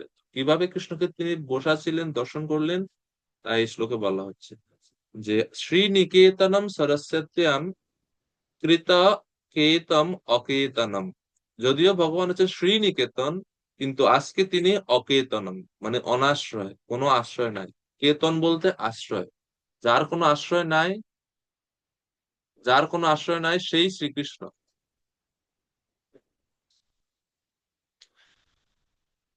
বস্তুতপক্ষে আমাদের সকলেরই আশ্রয় হচ্ছে ভগবান, কিন্তু সেই ভগবান আজকে দেখা যাচ্ছে এখানে মানে তিনি কোনো নিরাশ্রয় ভাবে সেখানে বিরাজ করছে। প্রভুপাদ লিখছেন, সন্ন্যাস আশ্রম অবলম্বীরা প্রায় বৃক্ষের নিচে আশ্রয় গ্রহণ করে। উদ্ধব ভগবানকে একজন আশ্রয়হীন ব্যক্তির মতো বিরাজ করতে দর্শন করেছিলেন। যেহেতু তিনি সবকিছুরই অধীশ্বর, তাই তার আশ্রয় সর্বত্রই রয়েছে এবং সমস্ত স্থানই তার আশ্রয়াধীন। অতএব তিনি যখন অনিকেতন অর্থাৎ সন্ন্যাসীদের মতো সরস্বতী নদীর তীরে বৃক্ষমূলে আশ্রয় গ্রহণ করেছিলেন, তাতে আশ্চর্য হওয়ার কিছুই নাই, যেহেতু সবকিছুই হচ্ছে তারই আশ্রয়ে। শ্লোক নাম্বার 7। শ্যামাবদাতম বিরজম প্রশান্তারুণলোচনম দুর্ভি চতুর্ভির বিদিতম পিতকৌশাম্বরেণ চ। কিরকম রূপ ছিল উদ্ধব, কোন রূপে ভগবানকে দেখলেন? ভগবানের রূপের বর্ণনা 7 নম্বর শ্লোকে বলা হয়েছে যে কৃষ্ণের বিগ্রহ দ্বিভুজ না চতুর্ভুজ। শ্যামাবদাতম বিরজম প্রশান্ত অরুণলোচনম দোর্ভিশ চতুর্ভির বিদিতম। ভগবান শ্রীকৃষ্ণের শ্রী বিগ্রহ উজ্জ্বল শ্যামবর্ণ এবং সচ্চিদানন্দময়। তার নেত্রদ্বয় অত্যন্ত প্রশান্ত, প্রভাত সূর্যের মতো অরুণ বর্ণ। তার চতুর্ভুজ ও বিভিন্ন প্রকার লক্ষণ এবং পীতবর্ণ কুশলময় বস্ত্রের দ্বারা তিনি আচ্ছাদিত ছিলেন, এবং তাকে দেখে সাথে সাথে চিনতে পেরেছিলেন উদ্ধব যে ইনি হচ্ছেন পরমেশ্বর ভগবান শ্রীকৃষ্ণ। তাহলে কৃষ্ণ এখানে চতুর্ভুজ রূপ ধারণ করে অবস্থান করছেন, চতুর্ভুজ ভগবান। এবং কিভাবে বসা ছিলেন তার বর্ণনা 8 নম্বরে বলা হচ্ছে। 8 নম্বর শ্লোক খুব গুরুত্বপূর্ণ। বলছেন যে তিনি একটি নবীন অশ্বত্থ বৃক্ষে পৃষ্ঠদেশ রেখে বাম উরুর উপরে দক্ষিণ পাদপদ্ম স্থাপন করে উপবিষ্ট ছিলেন। যদিও তিনি সর্বপ্রকার গৃহসুখ ত্যাগ করেছিলেন, তবুও তাকে আনন্দপূর্ণ বলে মনে হয়েছিল। এই বর্ণনাটা খুব গুরুত্বপূর্ণ। ভগবান পীঠ দিছেন কোন গাছের মধ্যে? একটা নবীন অশ্বত্থ বৃক্ষ, অর্ভক অশ্বত্থম। অর্ভক শব্দের অর্থ হচ্ছে বালক বা ছোট বাচ্চাদেরকে অর্ভক বলা হয়। তো অর্ভক অশ্বত্থ মানে হচ্ছে একটা অশ্বত্থ বৃক্ষের মধ্যে ভগবান হেলান দিলেন। সেই অশ্বত্থ বৃক্ষটা অনেক বড় না, নতুন একটা গাছ। কেন? এটা দ্বারা কি বোঝায়? প্রভুপাদ তাৎপর্যে বিশ্বনাথ চক্রবর্তী ঠাকুরের কথা উল্লেখ করে বলছেন যে বিশ্বনাথ চক্রবর্তী ঠাকুর বলেন, নবীন অশ্বত্থ বৃক্ষে পৃষ্ঠদেশে রেখে ভগবানের উপবেশন করার ভঙ্গিটা অত্যন্ত তাৎপর্যপূর্ণ। সেই বৃক্ষটিকে অশ্বত্থ বৃক্ষ বলা হয় কেননা তার মৃত্যু হয় না, তা দীর্ঘকাল ধরে জীবিত থাকে। তার চরণ যুগল এবং তারদের শক্তি সমূহ হচ্ছে জড় উপাদান সমূহ, সেগুলোকে বলা হয় পঞ্চমহাভূত, তৎকিতি অব তেজ মরুদ্ভম। অশ্বত্থ বৃক্ষ এখানে কি ইঙ্গিত করে? অশ্বত্থ বৃক্ষ সমস্ত ভৌতিক শক্তি সমূহের প্রতিনিধিত্ব করে, আর সেই সব ভগবানের বহিরঙ্গা শক্তি। আর এই জন্য বহিরঙ্গা শক্তি ভগবানের পৃষ্ঠদেশে। মায়া কখনো ভগবানের সামনে আসে না, সবসময় পিছনে থাকে। তো অশ্বত্থ বৃক্ষ বলতে এই জড় উপাদান বা ভৌতিক উপাদানকে বোঝাচ্ছে, আর এটা এই জন্য ভগবান এটাকে পিছনে রাখলেন। এই জন্য বলছেন নবীন অশ্বত্থ বৃক্ষে হেলান দিলেন। আর এই অশ্বত্থ বৃক্ষ তো বুঝলাম এটা জড় ব্রহ্মাণ্ডের প্রতীক, এটা নবীন কেন? বয়স্ক গাছ না, নতুন গাছ, ছোট গাছ। কেন? এটা দ্বারা কি বোঝাচ্ছে? নবীন বা অর্ভক অশ্বত্থ বোঝাচ্ছে যে এই ব্রহ্মাণ্ডটি যেহেতু সমস্ত ব্রহ্মাণ্ডের মধ্যে সবচেয়ে ক্ষুদ্র বা ছোট, এই জন্য এটাকে বলা হয়েছে নবীন বৃক্ষ বা বালক, মানে সবচেয়ে ছোট আমাদের এই ব্রহ্মাণ্ডটা। ত্যক্ত পিপ্পলম। ত্যক্ত পিপ্পলম মানে ভগবান শ্রীকৃষ্ণ এই ছোট ব্রহ্মাণ্ডটিতে তার লীলা সমাপ্ত করেছেন, এই জন্য এটাকে পিছনের দিকে দিয়ে ভগবান এখন বসে আছে। তো প্রভুপাদ লিখছেন যে ভগবান যেহেতু পরম এবং নিত্য আনন্দময়, তাই তার কোনো বস্তু ত্যাগ অথবা গ্রহণের মধ্যে কোনো পার্থক্য নেই। ভগবান এই বিশেষ ব্রহ্মাণ্ড ত্যাগ করে অন্য আরেকটি ব্রহ্মাণ্ডে যাওয়ার জন্য তৈরি হচ্ছিলেন, ঠিক যেমন সূর্য কোনো বিশেষ গ্রহলোকে উদিত হয় এবং সাথে সাথে অন্য কোনো গ্রহলোকে অস্তমিত হয়, কিন্তু তাতে সূর্যের কোনো স্থিতির পরিবর্তন হয় না, সেই রকম ভাবে ভগবানেরও কোনো পরিবর্তন নেই। অ্যাকচুয়ালি ভগবান কোনো স্থান ত্যাগ করে অন্য কোনো স্থানে যেতে পারেন না, কারণ ভগবান সর্বত্রই আছেন। তাহলে ভগবান করেন কি, উনি কোথাও নিজেকে প্রকট করেন, কোথাও নিজেকে অপ্রকট করেন, কোথাও নিজেকে লুকান, কখনো নিজেকে কোথাও কোথাও প্রকাশ করেন। এটা হচ্ছে ভগবানের যাওয়া আসা। আজ ভগবান তো আসলে কোনো স্থান ত্যাগ করতে পারেন না, কারণ ভগবান যদি কোনো স্থান ত্যাগ করে তাহলে ওই স্থানে কোনো অস্তিত্বই থাকে না। এই হচ্ছে বিষয়। তো 9 নম্বর শ্লোক। উদ্ধবজি যখন এইভাবে ভগবানকে দর্শন করছেন, সেখানে মৈত্র ঋষি এখন আসছে। 9 নম্বরে তা বলা হচ্ছে, 9 নম্বর শ্লোকে। তখন কৃষ্ণ দ্বৈপায়ন বেদব্যাসের সুহৃদ ও সখা মহাভাগবত সুহৃদ ও সখা মহাভাগবত মৈত্র ঋষি ত্রিভুবন পর্যটন করতে করতে যদৃচ্ছাক্রমে সেখানে এসে উপস্থিত হলেন। এখন মৈত্র ঋষির আগমন ঘটে এখানে। তিনি ঘুরতে ঘুরতে তীর্থ পর্যটন করতে করতে যেখানে ভগবান বসেছিলেন সেখানে আসেন।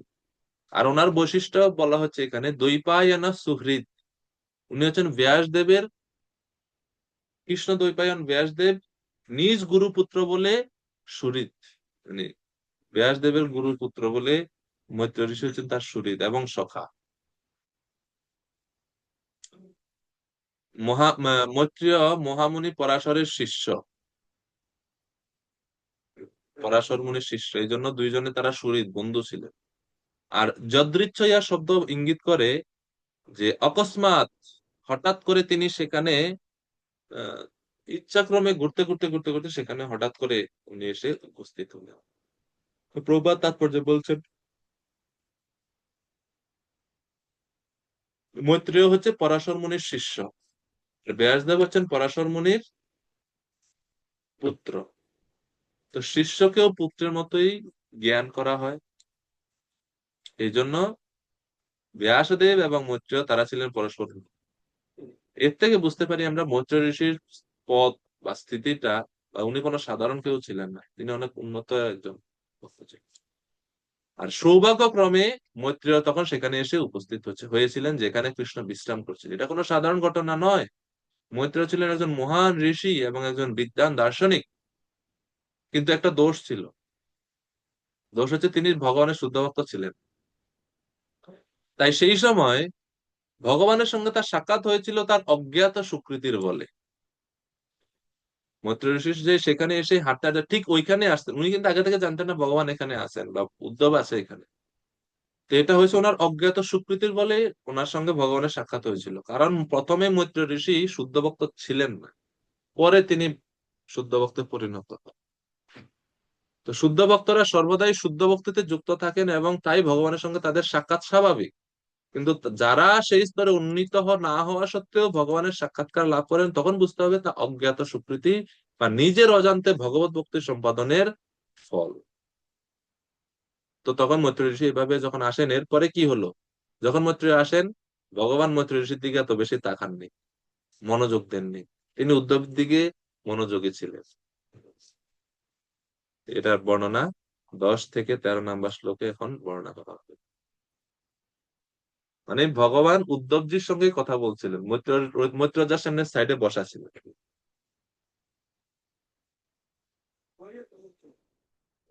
বিশ্বনাথ চক্রবর্তী ঠাকুর বলছেন যে although both Uddhava and Maitreya are great souls, Krishna was more intimate and attentive towards Uddhava, as he was a spotlessly pure devotee, while Maitreya at that time was Jnani Bhakta, one whose devotion is mixed with monastic viewpoint.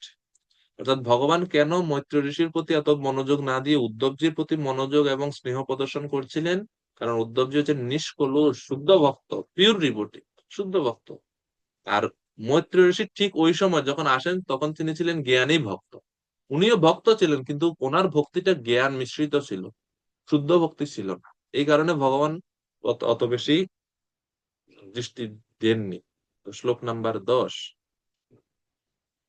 তস্যানুরক্তস্য মুনির্মুকুন্দ Pramod ভাবাস Pramod ভাবানত কন্দরস্য আশ্রিন্নতো মামনুরাগহাস সমীক্ষয়া বিশ্রময়ন উবাচ। হৃদয়নাথ প্রভু অনুবাদ করেন কি ব্যাপারে 10 নম্বর শ্লোকে।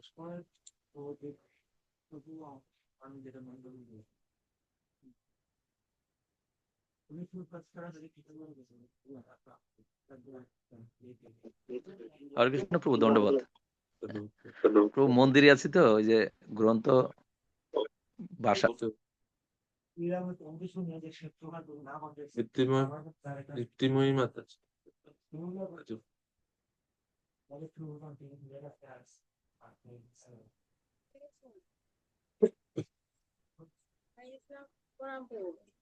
প্রণাম। হ্যাঁ বলুন।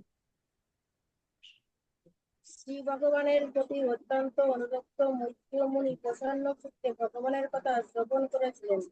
তখন শ্রদ্ধায় তার মস্তক অবনত হয়েছিল।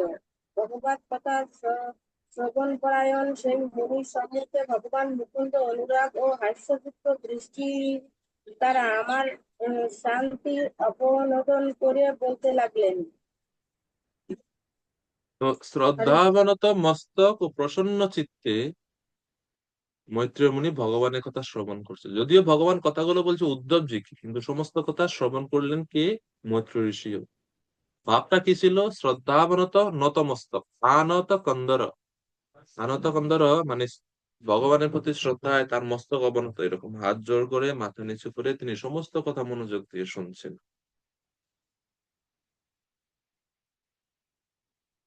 এবং সাথে সাথে ভগবানের হাস্যযুক্ত দৃষ্টিও তিনি দর্শন করেছিলেন। প্রভুপাদ তাৎপর্যে লিখছেন এই বিষয়ে, যেটা একটু আগে বললাম, যে উনি জ্ঞানী ভক্ত ছিল, যার ভক্তি অদ্বৈতবাদের দ্বারা মিশ্রিত, তিনি শুদ্ধ ভক্ত নন। পরে তিনি শুদ্ধ ভক্তে পরিণত হন। ভগবানের প্রতি অপ্রাকৃত প্রেমময়ী সেবায় অদ্বয় জ্ঞান বা সকাম কর্মের কোনো স্থান নাই। বৃন্দাবনের গোপিকারা মহান বিদ্বান পণ্ডিত ছিলেন না, অথবা সিদ্ধ যোগীও ছিলেন। তারা কেবল কৃষ্ণের প্রতি স্বতঃস্ফূর্ত প্রেম ছিল তাদের, এবং তার ফলে তিনি ছিলেন তাদের জীবনের সর্বস্ব, এবং গোপীরাও ছিলেন ভগবানের জীবনের সর্বস্ব। ভক্তিটা হচ্ছে মূল জিনিস। শ্লোক নাম্বার 11। তো ভগবান কি বলছিলেন উদ্ধবজিকে? শ্রী ভগবানুবাচ বেদাহমন্তা মনসীপ্সিतं তে দদামি যত্তদুরবাপমন্যে সত্রে পুরা বিশ্বসৃজং বসূনাং মৎসিদ্ধিকামেন বসোতয়ুষ্ট্যঃ। হে বসু, পুরাকালে যখন অষ্টবসু এবং অন্যান্য দেবতারা ব্রহ্মাণ্ডের সৃষ্টিকার্য বিস্তারের জন্য যজ্ঞ করেছিলেন, তখন তুমি আমার সঙ্গ লাভের বাসনা করেছিলে। তোমার অন্তরে অবস্থান করে তোমার মনের সেই বাসনা আমি জানতে পেরেছিলাম। অন্যদের জন্য যদিও তা দুষ্প্রাপ্য, কিন্তু আমি তোমাকে তা দান করেছি। তো কিভাবে এই উদ্ধবজি ভগবানের প্রতি অত ভক্তি, ঐকান্তিক শুদ্ধ ভক্তি লাভ করেছেন, পূর্ব জীবনের ইতিহাস ভগবান এখন উদ্ধবজিকে শোনাচ্ছেন। যে অষ্টবসুর অন্যতম ছিল তুমি, যখন তারা অষ্টবসুর যজ্ঞ করেছিলেন ব্রহ্মাণ্ডের সৃষ্টিকার্যে, তোমার মনের মধ্যে বাসনা ছিল তো আমার সঙ্গ লাভের জন্য। সেজন্য আমি সেই তোমার সেই বাসনা অনুমোদন করেছি, যদিও আমাকে লাভ করা দুষ্কর, দুরবা দুরবাপমন্যে, কিন্তু আমি তোমাকে সেটা দান করেছি।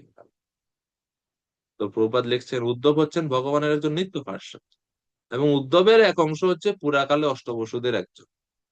তো ওই জন্য ওই যে আমরা বললাম না একটু আগে, যে সমস্ত যদুবংশীয়দের মধ্যে দেবতা অংশ আছে কিছু কিছু। ওনারা ভগবানের নিত্য পার্ষদ অংশ আছে এবং দেবতা অংশ আছে, দুইটা পার্ট একসাথে। তো উদ্ধবজি ভগবানের নিত্য পার্ষদ, আবার ওনার মধ্যে ছিল অষ্টবসুদের একজনের একটা অংশ। তো সেই কাহিনী ভগবান এখন এখানে বর্ণনা করছে। আর এখান থেকে আমরা শিক্ষা আমরা বুঝতে পারি যে সকলের হৃদয়ে ভগবানের প্রতিনিধি রূপে, পরমাত্মা রূপে ভগবান আছেন, যিনি জীবের আংশিক চেতনা স্মৃতি দান করেন। আমাদের হৃদয়ে কি হচ্ছে না হচ্ছে, কি বাসনা চলছে না হচ্ছে, ভগবান এটা সব জানে। অষ্টবসুর মধ্যে একজন, ওনার মধ্যে ইচ্ছা ছিল ভগবানকে সঙ্গ লাভ করার। ভগবান তার হৃদয় থেকে সেটা বুঝতে পেরেছেন এবং তাকে সেই ইচ্ছা, সেই বর দান করে। এটা খুব গুরুত্বপূর্ণ। এরপরে 12 নম্বর শ্লোক। হে হে সাধু, তোমার সমস্ত জন্মের মধ্যে বর্তমান জন্মই হচ্ছে চরম জন্ম। এই জন্মের পর আর তোমাকে আর আসতে হবে না, তুমি আমার ধামে চলে যাবে, কেননা এই জন্মে আমার কৃপা লাভ করেছো তুমি। এখন তুমি এই মর্তলোক পরিত্যাগ করে আমার দিব্য ধাম বৈকুণ্ঠে গমন করতে পারো। তোমার ঐকান্তিক ভক্তির প্রভাবে সৌভাগ্যক্রমে এই নির্জন স্থানে তুমি আমার দর্শন লাভ করলে। তো বৈকুণ্ঠ ধাম বা বৈকুণ্ঠ লোকে প্রবেশের জন্য উদ্ধবজিকে ভগবান শ্রীকৃষ্ণ অনুমোদন দিয়ে দিছে। জীবনের চরম সার্থকতা হচ্ছে এটা। আমরা অত তপস্যা পস্যা করি, কিচ্ছু ভগবানকে দেখিই না। সেখানে ভগবান উদ্ধবকে বলছে তুমি চলে যাও, আর থাকতে হবে না এখানে। স এষ সাধু চরমো ভবানাং, এই জন্মই হচ্ছে তোমার চরম জন্ম, মানে এটাই শেষ। আমাদের আমাদেরও এইরকম ভাবে ভক্তি করতে হবে যেন এই জন্মটাই আমাদের শেষ জন্ম হয়। এই জন্মে যেন আমরা ভগবানের কৃপা লাভ করতে পারি। প্রভুপাদ লিখছেন, পূর্ণাঙ্গ জীবের পক্ষে মুক্ত অবস্থায় ভগবান সম্বন্ধীয় জ্ঞান যতটুকু জানা সম্ভব, কোন জীব যখন পূর্ণরূপে সেই জ্ঞানে নিষ্ণাত হয় তখন তিনি চিৎ জগতে প্রবেশ করার যোগ্যতা লাভ করেন, যেখানে বৈকুণ্ঠ লোকসমূহ অবস্থিত। ভগবান এই ব্রহ্মাণ্ডের অধিবাসীদের থেকে অপ্রকট হওয়ার ঠিক পূর্বে যখন একটি নির্জন স্থানে উপবিষ্ট ছিলেন, সেই সময়েও তাকে দর্শন করার এবং এইভাবে তার কাছ থেকে বৈকুণ্ঠ লোকে প্রবেশ করার অনুমতি লাভের সৌভাগ্য উদ্ধবের হয়েছিল। এর থেকে আমরা বুঝতে পারি উদ্ধবের স্থিতি কত শ্রেষ্ঠ। 13 নম্বর শ্লোক। পুরা ময়া প্রোক্তমজায়নভ্যে পদ্মে নিষন্নায় মমাদি সর্গে জ্ঞানম পরম মন্মহিমা অবভাসম ইয়ৎসূরয়ো ভাগবতম বদন্তি। হে উদ্ধব, পুরাকালে পদ্মকল্পে সৃষ্টির প্রারম্ভে আমার নাভি পদ্মে অবস্থিত ব্রহ্মাকে আমি আমার অপ্রাকৃত মহিমা বর্ণনা করেছিলাম। মনীষীগণ তাকেই শ্রীমৎ ভাগবত বলে। তো চতুশ্লোকে ভাগবতের কথা বলা হচ্ছে, যেটা আমরা দ্বিতীয় স্কন্ধে পড়লাম। তো এখন আপনাদের কাছে প্রশ্ন, এই কথাগুলো কে বলছেন, স্বয়ং ভগবান শ্রীকৃষ্ণ না বিষ্ণু?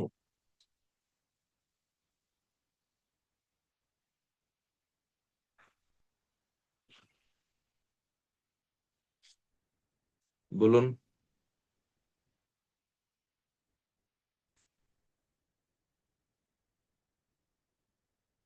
উদ্ধবকে কথাগুলো বলছে কে, কৃষ্ণ না বিষ্ণু?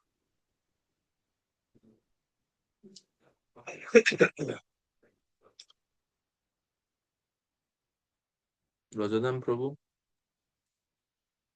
তো যেহেতু এই নবীন অশ্বত্থ বৃক্ষের পৃষ্ঠদেশে ভগবান এসে উপবেশন করেছেন কৃষ্ণ, আর এখানে উদ্ধব মৈত্র ঋষি উদ্ধবকে ভগবানকে দর্শন করেছেন। তো সেই ক্ষেত্রে আমরা অনুভব করতে পারি যে এটা ভগবান কৃষ্ণই এই কথাগুলো বলছেন। আচ্ছা, তাহলে চতুর্ভুজের কথা কেন বলা হলো?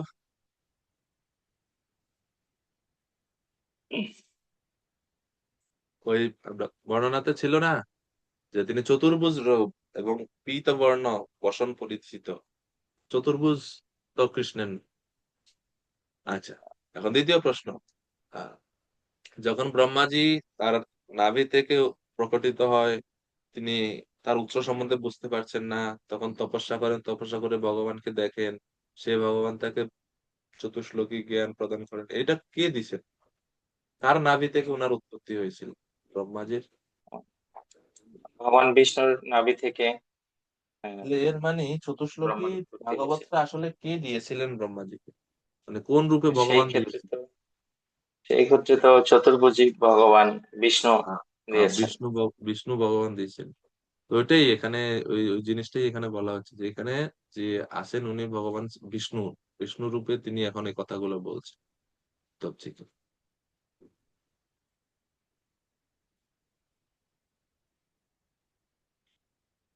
তো ওই চতুশ্লোকী হচ্ছে ভাগবতের সংক্ষিপ্ত সার। ওইখান থেকে এই চতুশ্লোকী, এই 4টি শ্লোক থেকেই পরবর্তীতে ভাগবত বিকশিত হয়েছিল, এর বর্ণনা আমরা জানি।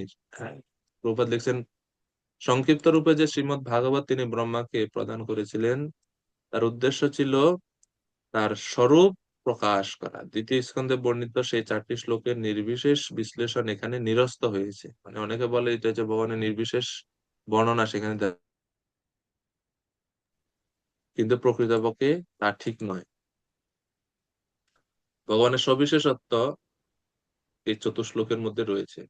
বিশ্বনাথ চক্রবর্তী ঠাকুর, শ্রীধর স্বামী তারা বলছেন যে ভাগবতের সেই সংক্ষিপ্ত রূপটি শ্রীকৃষ্ণের লীলা বিষয়ক এবং তা কখনো নির্বিশেষবাদ প্রতিপন্ন করেনি। এখন শ্লোক নাম্বার 14 থেকে 18